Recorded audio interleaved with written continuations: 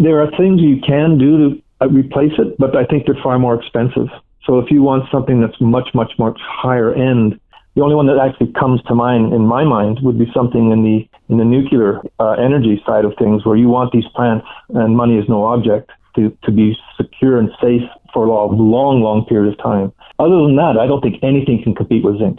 Hello, everyone, and welcome into CrushTheStreet.com. I'm Kenneth Amaduri, and I'm joined today with a very important person, a trend that I absolutely want to spotlight at the moment, and this person's going to help me do that. His name is James Walchuck. He's the CEO of Zinc, a brand new zinc company that is just absolutely hitting the ground running, already merging and acquiring a project that could put it into a producing category here in the very near future. And so without any further ado, James Walchuck, thanks for coming on the show with me today. My absolute pleasure, Kenneth. James, the mining sector is one area I consider to be specifically undervalued. And you took the helm of a zinc company. And if you would, I'd love you to just give us the specifics on what you expect zinc to do here in the upcoming years. Well, our understanding of zinc is that it's basically being depleted, that the producers are actually shutting down. There are a couple of large operations that are already closed, but consumption is still rising, so there's a deficit. If you look at the London Metal Exchange, the amount of zinc that's in stock has been dropping. So what that does mean to us, and of course you get the corresponding rise in the zinc price because of it. So those are very clear telltale signs that the market understands that there's going to be a deficit of zinc coming up. And we think there's a window of opportunity for 3 years minimum where we can get in and get things into production. So our focus is and why I signed on with this company, is that we're not looking for greenfields. We're not looking to go explore and try to find stuff. We want to acquire assets that can be brought into production, because that's my wheelhouse. And the people that I have associated myself with are mine developers and mine operators. So that's why we're looking for assets that are really pushed towards resources or reserves, and that can be brought into production and in good jurisdictions. So we're currently looking essentially in Canada, in some of the states, in the United States, some particular states that are mining friendly, and of course Peru and Chile. But our focus right now, we really, really like Peru as a jurisdiction, because of the geology, because of the resources, and because of the mining attitude down there, which is a very positive. Well, let's get right into it. You were a mining manager for Barrick, so there's no doubt you know mining, and your career is deep into the sector. Zinc, a brand new company, just merged and took over the project with Forrester Metals, and I want to spotlight how big of a deal and how good of a deal is this acquisition for Zinc. That's the Bonga, the project was sought after. It is one of the few remaining exceptionally good deposits left. I'm not going to say worldwide, but people are saying that. I mean, it is a deposit which can be expanded. It has been previously mined, and it's extremely high grade, which is rare. I mean, you're talking about grades that are running 20 to 25%, which, if you take a look at the zinc price of $1.25 right now, where that's just about where it sits, you're looking at a value per ton without any lead credits, which it does have, but you're looking at somewhere between $550 a ton to $690 a ton. Those are almost underground grades, or could be. I mean, if you correspond that to a $1,200 or $1,200 gold price, I mean, you're looking at like over half an ounce of gold there, which is fabulous. So grade is very forgiving, and what we really love about this is that even though this could be an underground operation, it's just sitting on surface. It's the top 20, 30 meters that we have to mine out. And it's already been mined. They had very, very good results. The only problem when they had to shut it down with the previous owner was because the zinc price collapsed in 2008. But since then, a lot of people have been looking in this project, and Forrester was wily enough to acquire it. And then we met these people, and we realized what it was, and we decided to proceed and take over Forrester to get access to the Bongra. The Bongra also has an adjoining property called the Charlotte Bongra, which has fabulous upside exploration potential. It's just it's very unique. They've never been able to put the two concessions together, but Forrester managed to do that, and now we've acquired both of them. So we're really excited by it. Really, yeah. When it comes to the bear market, the previous trenches that the sector has been in, I mean, it's basically Zinc One's fortune to be able to come in and ride out this property in this what we're seeing as an uptrend. I mean, we're in the middle of an uptrend, really, going back to 2016 and seeing what happened with the zinc price here. Would you agree with that? I absolutely would agree with you. I think we have a wonderful opportunity over the next couple of years to make something happen in the zinc space. James. And we're pushing extremely hard. Sorry, go ahead. Well, I was just going to ask you, I didn't mean to cut you off there, but I was just going to ask you about gold and silver and basically this rising tide lifting all boats. And or do you even think zinc needs that? It really seems like there's this overall bull market happening in the commodities sector. And I just wanted to kind of get your overall thoughts on what you think is happening at the moment.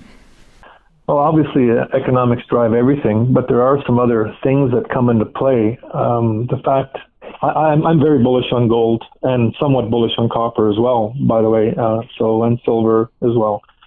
Some of them may be iron I'm not so bullish on, but when it comes to zinc, zinc's in a deficit. Just the mechanics of the amount of mines that are either slowing down or being shut down for lack of resources is creating a problem. Before new mines can actually come on board, there's going to be a deficit of zinc, which is going to cause, as you say, this rising tide necessary for the zinc.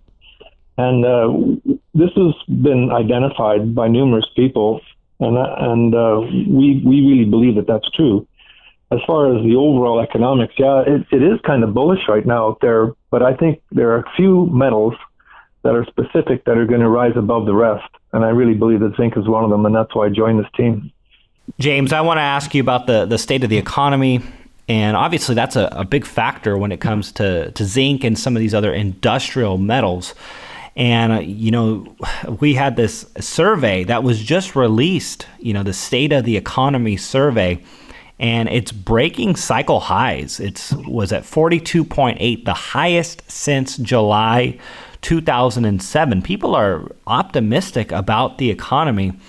And I don't know whether or not you're optimistic about the way the economy is going, obviously the outrageous debt, but people in general, investors, are very optimistic. And I'm curious as to how this plays in to zinc specifically and the opportunity that exists here. That's a great question. I am actually quite positive with regards to where I think the economy is going for the next 4, 5, 6 years. I think there's some really nice transitionary aspects that are happening with regards to India and China, who have been the main drivers. And India you're going to see more and more of India being involved in that. My understanding right now is India is going to move from importing like 680,000 tons of zinc metal a year to over 980,000 tons. China was a net exporter of zinc and now are a net importer of zinc.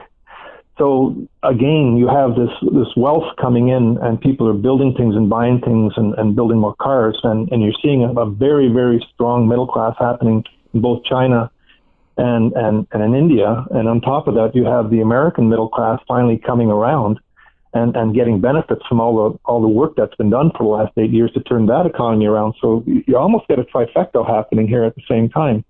And as something can always go off the rails and you can get a black swan, but I don't see that right now. I just see these booming economies starting to really rev up again. And that augurs very well for, obviously, base metal like zinc, which is required in so many different aspects with regards to the industries, especially the car industry. If you wouldn't mind, give the audience an idea of where zinc is used and why it's so important as an industrial metal. Yeah, well, zinc, its primary function is to fight corrosion on steel. So you always get zinc applied against a lot of sheet metal and beams and things like that. So you don't want corrosion seeping into any of your unit construction that's happening in there.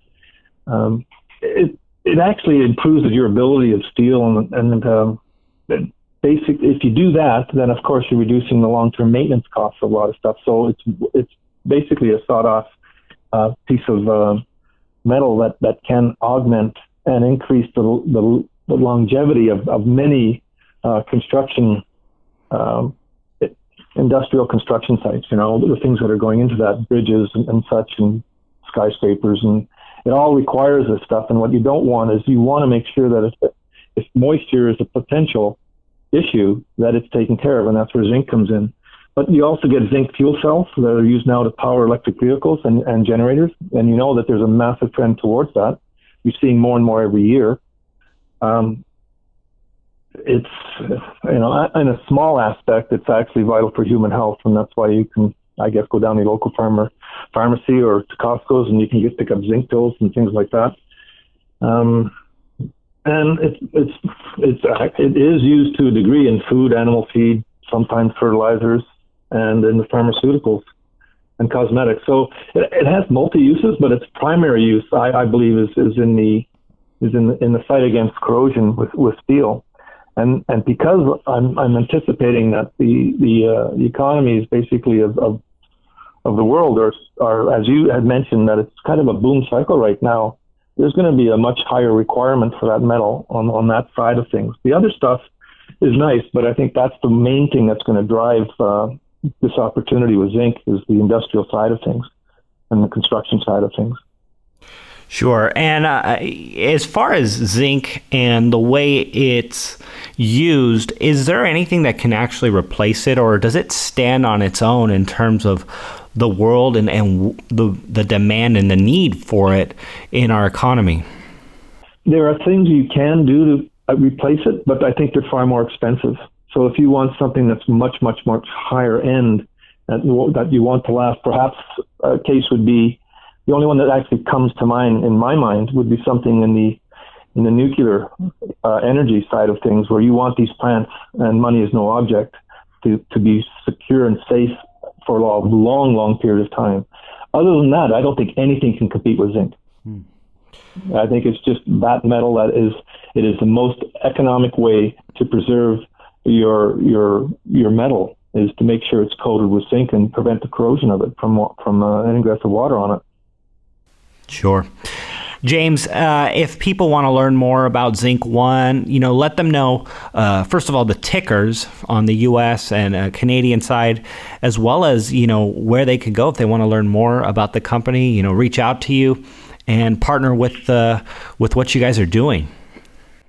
Yeah, the best is to go to our website, so it's zinc1.com. Our call sign is on the TSX, the Toronto Venture Exchange, so it's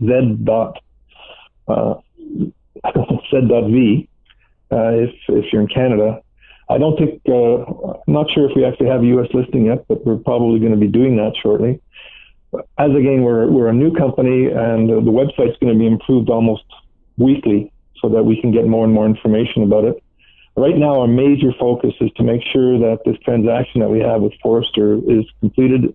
We have an aggressive timetable in which to do that.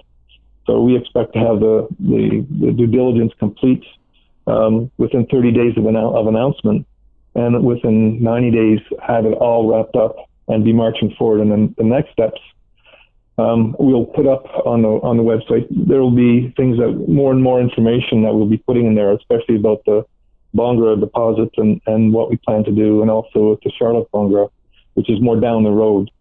I'm trying to be specific here, but all I'm trying to tell you is that we'll have more and more information coming up to our website explaining the uses of zinc and what it's used for, and more focused on the Bongra project itself as we start to find out exactly how we can move that into a production scenario as fast as possible. So we have our work to do. We have the basics on the website right now, but the viewers should actually be checking in probably on a weekly basis as we'll be putting more and more information out. Well, there you have it, everyone. James Walchuck, CEO of Zinc One, early stage opportunity. Definitely check it out as a very, very hot trend right now. One of the things we said right before the call was how busy we are working, and the mining sector right now is the place to be. And you got to strike when the iron's hot. And I don't think you want to wait too much longer if you sat on the sidelines for this long, definitely want to be taking a look at opportunities like this when they present themselves. So thanks again for coming on the show with me, James, and I look forward to future conversations and developments with the company. Thank you for having me, Kenneth. I really appreciate it. I enjoyed it.